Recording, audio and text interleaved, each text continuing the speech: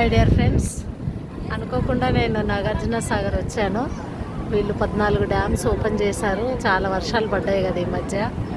So ఈ water చూడాలని నేను అనుకోకుండా సడన్గా మా యోగా గ్రూప్ ఫ్రెండ్స్ మా వాళ్ళతో కలిసి వచ్చాను. అసలు చాలా బాగుంది, చాలా బాగుంది. తను ఉమా యోగా టీచరు ఇది. సో చాలా చాలా బాగుంది.